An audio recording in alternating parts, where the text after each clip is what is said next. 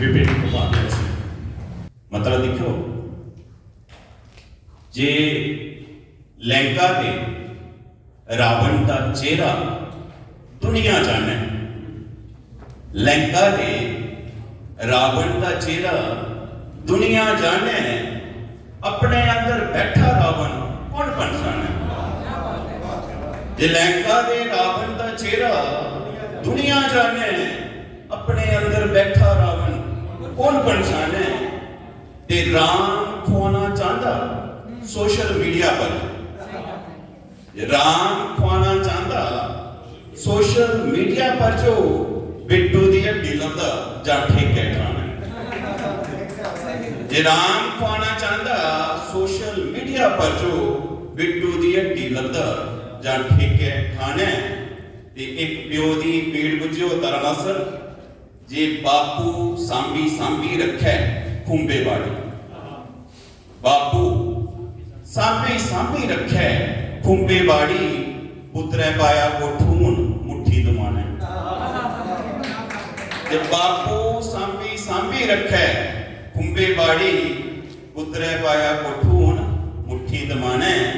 ते मैल चबारे शैल नजारे हर मौसम दे, मैल चबारे शैल नजारे हर मौसम दे, बेमौसम दी बिपता होगी हर करसाने।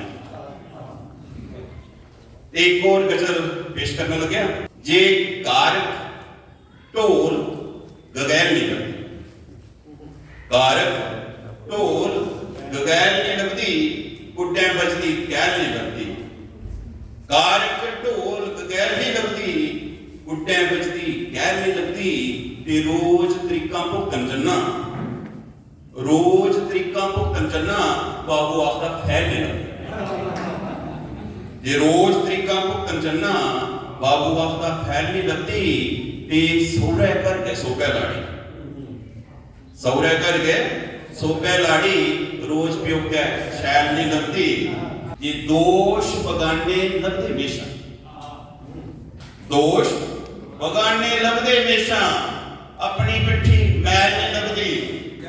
जे दोष बगाने लगते हमेशा, अपनी पिट्ठी मैल नहीं लगती। ते कम दुआनी दा नहीं करता, मैं अपनी गल करना, जे कम दुआनी दा नहीं करता, भी आखदा बैल नहीं लगती। कम दुआनी दा नहीं करता, भी आखदा बैल नहीं लगती। ते घर घर कुत्ते पाले लोकें, घर घर कुत्ते पाले लोकें, माल मवेशी गैर नहीं लगती।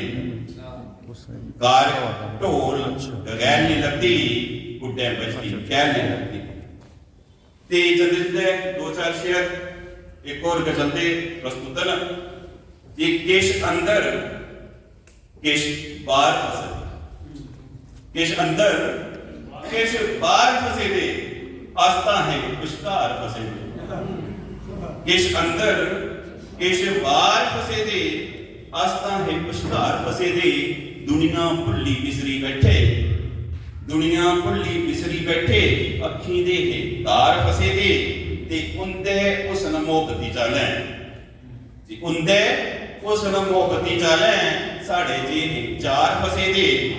ते बेदसर थोड़े लिए शेर है, जे और बतेरे इरखी उठे, और बतेरे इरखी उठे, तो साढ़े वो बेकार फसे दे।